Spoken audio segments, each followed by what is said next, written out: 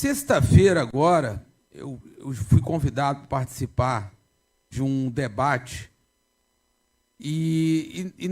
nesse debate a pessoa que iria debater comigo, de nome Eduardo Banks. Para quem não sabe, Eduardo Banks é o senhor que entrou com uma representação no Ministério Público, um pedido para que seja suprimido aqui da Câmara Municipal o artigo 101 e 104 do Regimento Interno, que prevê a leitura da Bíblia aqui na Câmara, com o argumento da laicidade do Estado, que o Estado é laico, que não tem religião, enfim. E eu fui lá para participar desse debate para saber quem que é esse senhor Eduardo Banks, que está querendo mudar aqui, de início, querendo que não seja lido a Bíblia aqui na Câmara Municipal. Pensei que fosse só um ateu, não é apenas ateu, e sim é um anticristo, um adorador do demônio, e que deixa bem claro na sua rede social: escolha o diabo com chifres e rabo, a seguir o Cristo e todo o malquisto. E por aí vai, dizendo palavras aqui que o Satanás liberta e que ele faz esse trabalho em diversas cidades. Aqui ele fez recentemente em São Carlos, entrou com um pedido lá na Câmara Municipal de São Carlos, no município de São Paulo, onde também pede que não seja feita a leitura da Bíblia. E depois disso eles pedem, ele entra com outras ações para pedir a retirada dos símbolos religiosos das locais das repartições públicas. Aqui na Câmara, todo mundo percebe que tem um Cristo, um crucifixo, aqui ao centro do plenário, e ele pede a retirada disso também, um adorador, como eu disse, um adorador do demônio, e é uma pessoa que o trabalho dele, ele é ficcionado em derrubar o que está escrito na Bíblia, em derrubar a fé e a vontade do cristão, o evangélico, o católico. Ele é preocupado em atacar essas pessoas. Parece que é uma pessoa que o preconceito que ele age em cima do religioso é muito maior do que a própria fé dele que ele tem no próprio diabo que ele adora. Eduardo Banks, seja bem-vindo mais uma vez ao canal. O que aconteceu no vídeo que a gente acabou de assistir?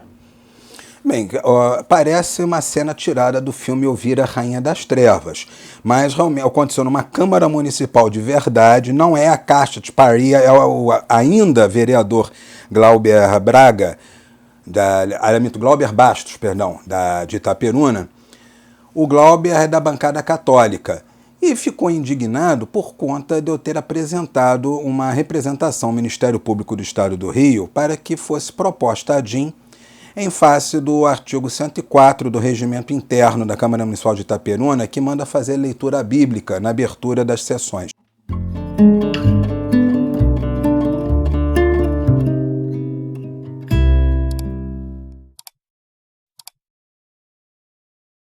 Muitas câmaras municipais têm esse mau hábito.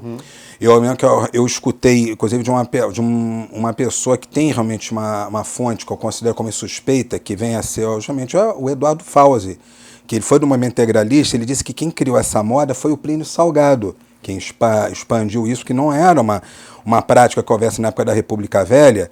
Então, quem colocou esse lance de iniciar tudo sob a proteção de Deus, botar a proteção de Deus em preâmbulo de Constituição, isso tudo veio a partir do integralismo. Quer dizer, foi uma coisa que ficou, segundo Eduardo Fauzi, uma coisa realmente que foi começada pelo Plínio Salgado e os seus camisas verdes, e foi mantida no ordenamento. Quer dizer, isso daí não tem uma origem sequer que possamos chamar de devocional, porque nunca houve essa necessidade dentro da República. Isso vem de um plano de poder que foi começado nos anos 30, quando apareceu a ação integralista brasileira, que já ali instrumentalizava a religião, no caso a religião católica. Depois os integralistas caem em desgraça após aquela intentona que eles fizeram em 1938, que acarretou o exílio de Plínio Salgado. Ele foi para Portugal, onde um outro ditador o tratou muito bem, o Salazar o recebeu muito bem, então vemos que não se tratava de alguém que estava fugindo por ter uma perseguição que representasse a defesa das liberdades, porque ele saiu de uma ditadura e foi para outra. O ambiente que ele gostava mesmo era o do autoritarismo, apenas ele ficou em desgraça com o Getúlio, porque, embora digam que ele não teria uma participação direta na intentona, o fato que os seus colaboradores mais próximos tentaram derrubar o Vargas, e eu, no lugar do Vargas, eu faria o mesmo. Eu também iria mandar prendê-los sem a menor contemplação. Agora, depois, o Plínio Salgado ainda volta ao Brasil, ainda se torna deputado, ele tem alguma sobrevivência política até falecer na década de 70, ao mesmo tempo que o integralismo já desaparecia praticamente com a morte do seu chefe nacional, somente agora está tendo esse ressurgimento, aí começaram os evangélicos a se colocar na política, inicialmente de uma forma bem gradual, eles foram nesse ponto estratégicos de irem aos poucos para irem se infiltrando, porque se na década de 70, quando os primeiros deputados pastores começaram a ser eleitos, começassem a falar que iam botar a Bíblia nas escolas, que iam colocar Marcha para Jesus com financiamento público, e haveria uma grita popular muito forte, mas que ali ainda havia uma maioria católica. A Constituição de 1967 já previa a laicidade. Então eles inicialmente foram a trabalhar apenas em termos de evitar a discriminação que eles sofriam, que era uma causa de fato justa, porque eles sofriam perseguições, havia dificuldade para uma igreja se estabelecer, porque o prefeito recebeu um telefonema do padre, você não deixe abrir uma igreja aqui, aí eles iam lá e vetavam. Então, as primeiras leis asseguravam a liberdade religiosa deles, o que é uma coisa perfeitamente justa. Passou, perfeito. Aí o pastor que consegue aprovar uma lei dessas, ele vai ser olhado dentro da igreja como um herói, pô. Ele salvou o nosso direito de ter a igreja funcionando, ele conseguiu a garantia de que nós possamos praticar o nosso culto em paz, e aí o cara vai crescendo. Quando chegou na eleição de 1989, a primeira eleição presidencial após a longa noite da ditadura, os evangélicos encontraram ali a chance realmente de ter na mão um dos candidatos presidenciais para o resto da vida. E como é que eles fizeram isso? Demonizando o Lula. Naquela campanha, eles espalharam ali uma intensa difamação contra o Lula, dizendo duas coisas, que Lula seria ateu. Mentira, o Lula é católico, mas se fosse ateu, isso não diminuiria em nada e não lhe retiraria as suas qualidades de estadista. Segundo, que por ser ateu, ele iria fechar as igrejas. Nem a União Soviética fez isso. O único precedente de um Estado ateu foi a Hungria, do Enver Hoxha, que foi um caso patológico que chega a ser visto como cômico, mesmo pelos bolcheviques. Porque um Estado ateu ele vai tornar a religião à margem da lei. A religião nunca esteve à margem da lei, nem sob o Stalin. Nem Lenin, nem Stalin. Eles separaram, sim, no caso a religião predominante deles é a Igreja Ortodoxa, eles fizeram a separação radical de religião e Estado, acabaram com qualquer privilégio, a Igreja não vai receber nada, mas ela não foi molestada. Muito pelo contrário, os soviéticos preservaram as igrejas históricas. O Kremlin tem aquela Catedral de São Basílio, que é uma obra-prima. Sim. Só para voltar, porque isso tudo foi um longo parênteses, para explicar como que tudo isso se conecta com o Glauber lá em Itaperuna e qual foi o final dessa história. Então eu quero chamar aqui a atenção dos religiosos de Itaperuna, das pessoas que amam a cidade, que acreditam em Deus, e vamos lutar juntos para que permaneça aqui não só a leitura da Bíblia, daqui a pouco vão querer tirar os crucifixos, as imagens religiosas das escolas, das repartições, tirar a fé cristã que habita em cada um. Então, é preciso unirmos forças. Chamo aqui os pastores das igrejas, os padres de Itaperuna, o bispo Dom Roberto, as pessoas que podem nos ajudar a trabalhar contra esse anticristo que quer derrubar através da justiça,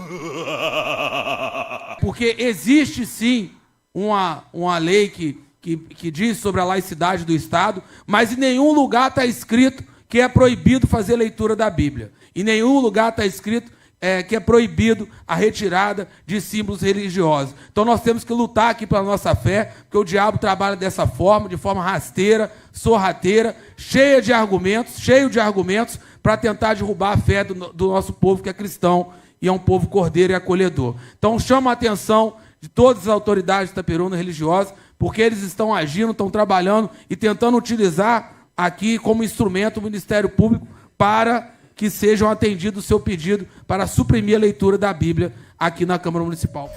Aí que já a história não chegou ainda a um final. Para o Glauber chegou porque ele não foi reeleito. Aí será a vingança do capiroto? Já que ele me chamou de satanista, ele foi o terceiro mais votado em 2020 e agora ele está fora da Câmara Municipal em 1º de fevereiro de 2025. E não, houve uma coisa de rotina. Eu representei o MP pela retirada desses ritos religiosos da Câmara Municipal de Itaperuna, como eu já fiz várias vezes em São Paulo, algumas vezes na Paraíba, e também eu representei contra várias cidades aqui no estado do Rio. Entretanto, o Ministério Público do Estado do Rio de Janeiro não tem a mesma proatividade do Ministério Público do Estado de São Paulo. O Ministério Público do Estado de São Paulo pede informações, vem as informações, ADIM. Em 3 meses eles entram com ADIM. Às vezes eles ainda dão assim, assim para a pessoa, tente adequar o ordenamento para não entrar com ADIM. Eles recomendam a revogação de uma determinada lei, assim, revogue isso ou entro com ADIM. Passou o prazo que eles dão, que geralmente é de 15 dias, 1 mês, ADIM. Não tem conversa. São Paulo não pode parar, o Ministério Público de São Paulo também não pode parar. E aí, com isso, quer dizer, as ADIMs foram se multiplicando e solidificou-se a jurisprudência. Foi solidificada a jurisprudência, agora não existe mais procuradoria de Câmara que segure uma ADIM dessas no TJ de São Paulo. Aí eu pego, agora vamos para as grandes cidades, vamos para São Bernardo do Campo. Derrubei. Inclusive, é a terra da cantora Bea Duarte, fez aquela canção Ignorância. Eu mencionei na representação que os vereadores dão a bênção da ignorância em todas as sessões, invocando proteção de Deus, com Bíblia, etc. Então, a FAMPA Osasco. Eu sofri moção de repúdio na Câmara Municipal de Osasco. Em Itaperuna eu fui chamado de satanista, mas eu sofri moção de repúdio. Araraquara também me deu moção de repúdio. Exatamente. Quer dizer, eu estou sofrendo descomunhão civil. Quer dizer, eles estão se comportando como uma dieta de Worms, condenando Lutero.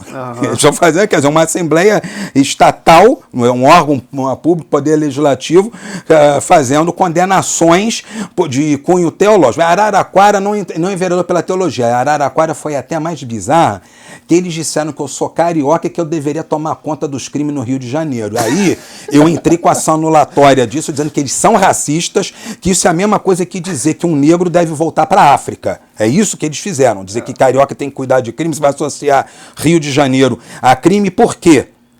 Então aí está bem claro, porque existe realmente um preconceito disseminado contra os cariocas, e ali eles simplesmente rasgaram isso e disseram na cara. Eles podiam fazer qualquer outra coisa, poderiam criticar algo que eu já acho que na representação não. A única coisa que eles falaram contra mim para depreciar minha pessoa é o fato de ser carioca. Mas eu sou carioca da gema, cara. Eu nasci na Beneficência Portuguesa, na Glória, que é o local onde a cidade foi fundada. Então eu nasci no local onde o Rio de Janeiro começou a ser Rio de Janeiro. Gostou como a mais, não gostou como a menos, que esse carioca vai continuar representando aos ministérios públicos do Brasil inteiro.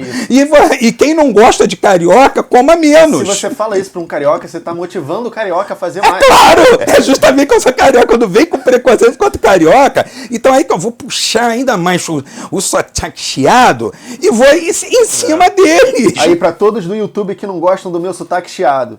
Exatamente, aí é que eu vou espalhar mais. Então, aí, do momento que formou a jurisprudência, pode ser a Câmara mais forte que for. A melhor procuradoria, eles não vão ter mais argumento, porque está solidificado, não é mais uma questão de opinião deste ou daquele desembargador, é a posição colegiada. Então, quer dizer, o jogo está fechado aqui. Qualquer representação de ADIM que vá contra símbolos religiosos, ou ritos religiosos dentro da Câmara, os símbolos ainda há uma polêmica, mas quanto a ritos religiosos, quer dizer, você lê Bíblia, que é um ato, não é simplesmente estar ali parado no lugar, mas você lê Bíblia principalmente, fazer invocação na proteção de Deus, que é uma coisa obrigatória, compulsória, qualquer representação de ADIM sobre essa matéria vai ser julgada procedente, e outros cidadãos estão fazendo, como foi o caso de um jovem chamado Wagner, que eu acho que ele é de Juquitiba. Agradeço a ele, que ele também representou contra São Lourenço da Serra, contra Juquitiba, e ganhou. Então, quer dizer, o procedimento é muito simples. Você simplesmente, quer dizer, qualquer um pode ficar. Você não precisa ser advogado, não precisa recolher custos, você não tem que gastar dinheiro nenhum. Você pega o seu computador, seu celular, entra na página do Ministério Público do seu estado. Geralmente você vai encontrar um portal que diz ali ouvidoria. Esse é o caminho mais simples. Eu prefiro um outro que é mandar o e-mail diretamente para o Procurador-Geral de Justiça. Isso, em caso de São Paulo, eu dou preferência a isso, que vai direto para a mesa do chefe. E esse e-mail é público, o subjurídica, acho que é mp.sp.br. Desculpa que eu estou dando um e-mail, você tem que conferir depois o e-mail certo, mas está lá no site do MP de São Paulo. Então, mas você pode, gente, pegar o seu celular, pegar o notebook, vai até o site do MP, procura ali ouvidoria. Aí você está lá, o que você quer fazer? Eu quero fazer uma denúncia, fazer uma representação. Aí vai abrir, você somente vai escrever ali, a Câmara Municipal da cidade X tem no seu regimento interno, artigo Y, a determinação de ler a Bíblia, determinação de invocar a proteção de Deus, determinação de guardarem 1 minuto de silêncio pelo Criador, como eu já encontrei, também coisa assim. Ou então tem a resolução que manda entronizar a Bíblia no plenário, como eu ganhei contra a cidade de Valinhos, recentemente, que tinha entronização, quer dizer, não é somente ostentar sobre a mesa, era entronizar mesmo, colocar o trono, igual que se usa dentro da Igreja Católica, para entronizar a Bíblia ali. Realmente, isto viola o artigo 19, inciso 1º da Constituição Federal. No caso de São Paulo, que não tem na Constituição Estadual deles, tem um detalhe, você tem que observar. Também vou tentar chegar a ser didático uma coisa. Existem as ADINs federais que são julgadas no STF quando alguma lei estadual ou federal contraria a Constituição do país. E existem as ADINs estaduais, que são aquelas em que uma lei estadual ou municipal viola a Constituição do Estado. No Estado do Rio de Janeiro, nós temos o princípio da laicidade inscrito no artigo 71, inciso 1º, que reproduz ipsis literis o artigo 19, inciso 1º da Constituição Federal. Então, no caso de violação à laicidade do Estado aqui no Rio de Janeiro, você pode apontar o parâmetro de fiscalização de constitucionalidade. Violou dispositivo da Constituição Estadual expresso. Eu não preciso trazer a Constituição Federal à baila. Mas o problema é que quando não existe na Constituição do Estado uma norma igual à Constituição Federal, nós podemos ter um problema. Porque você não pode propor uma ADIM estadual, quer dizer, nem o Ministério Público, nem o governador, nem ninguém pode propor uma ADIM estadual adotando como parâmetro de fiscalização exclusivo a Constituição Federal. Você tem que fazer uma arquitetura para dentro da Constituição do Estado. No caso da Constituição do Estado de São Paulo, os artigos 111 e 144 dizem que o Estado e os municípios têm que obedecer todos os princípios da Constituição Federal. Ah, é todos? Estão todos? Então, cara, o artigo 19, inciso 1º, compacta, coloca dentro do artigo 144, no caso de município, no artigo 111, se for da administração estadual, então já está aqui, o artigo 19 está compactado dentro da Constituição do Estado de São Paulo, então você tem que invocar como parâmetro de fiscalização o 19.1 da Constituição Federal e os artigos 111 e 144 da Constituição do Estado de São Paulo. Se for no Ceará, você pega o artigo 14 da Constituição do Estado de Ceará, que eu consegui derrubar a lei que permitia dar remissão de pena pela leitura de livros religiosos para os apenados. Isso aí é matéria que viola a iniciativa legislativa da União Federal. O artigo 22, inciso 1º, diz que direito penal, processual penal, assim como execução penal, só, no caso aí, isso depende da iniciativa da União. Quer dizer, os estados ainda têm uma competência concorrente em matéria de execução quanto à disciplina penitenciária, mas não a execução em si. A remissão, ela diminui a pena, ela corta dias da pena, isso só com lei federal. Só que se a ADIM entrasse apontando a violação ao artigo 22, inciso 1º da Constituição Federal, ela não seria conhecida.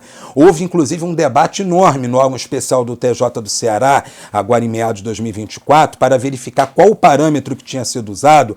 Aí o desembargador decano pediu vistas e quando ele voltou, ele disse, o Procurador-Geral de Justiça foi hábil ao invocar o artigo 14 da Constituição Estadual do Ceará, que manda obedecer às normas de reprodução obrigatória da Constituição Federal. Então ele colocou a Constituição Federal dentro da Constituição do Estado, então eu posso conhecer e julgar isso procedente. Foi unânime, eles só divergiram quanto aos motivos assim, da fundamentação para tirar, que alguns falaram, isso é norma de imitação, isso é norma de reprodução obrigatória, é uma questão fascinante para o estudioso do direito, mas não tem nenhuma diferença prática, porque a lei que dava remissão de pena a criminoso condenado que lia esse livro religioso na cadeia caiu, eles vão ter que cumprir as suas penas, não adianta se converter, dizer que agora é de Jesus, que você vai continuar preso.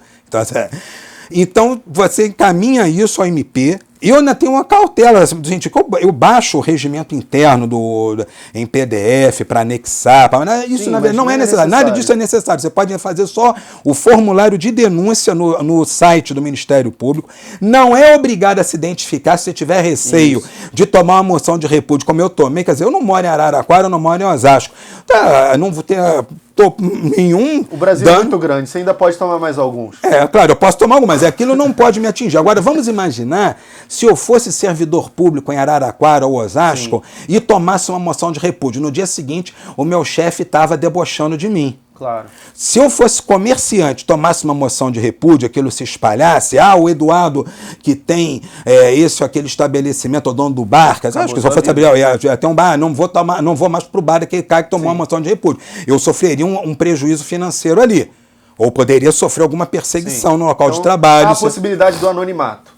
Existe a possibilidade do anonimato para evitar que se torne alvo de uma moção de repúdio, porque nem todo mundo está colecionando moções mostrando quantas vezes está sendo tratado como se Lutero, Jordano, Bruno fosse por essas edilidades irresponsáveis. E é um prazer receber aqui nesse canal alguém que está. Obrigado.